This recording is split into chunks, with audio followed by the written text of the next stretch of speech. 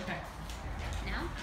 Okay, so my topic is the Soviet Union from 1922 to 1991, mostly focused on World War II. The Soviet Union is officially known as the Soviet Socialist, or Union of Soviet Socialist Republics, USSR for short.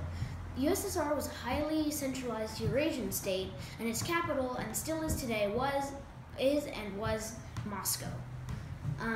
In an event called the October Revolution in 1917, just after the First World War, or during the First World War, the communist revolutionaries called the Bolsheviks overthrew the monarchy led by a Tsar, spelled T-S-A-R.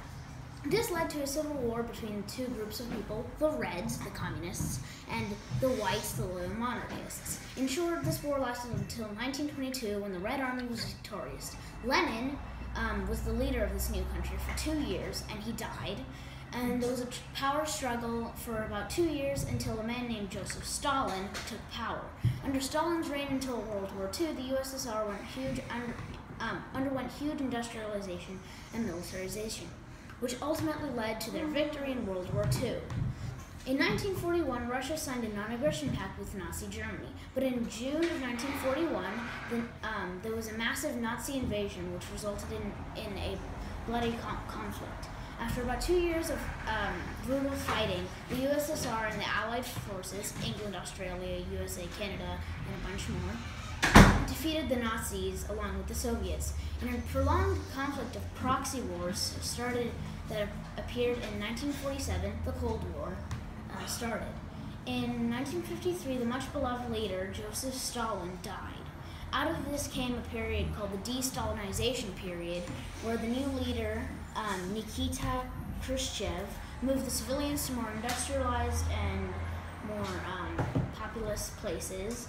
And in the 1980s, the Russian leader, Gorbachev, the guy with the big mark on his head, ended the Cold War and introduced new concepts like more capitalistic, more Republican concepts, which ultimately led to its puppet states breaking away, the Iron Curtain drawing back, and a lot of unrest in the country.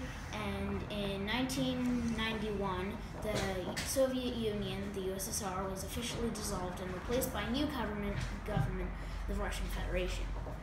The Soviet Union was a powerful country that was too weak for its own mass, and in the end, its ideology, corrupt government, bad leadership led to its fall.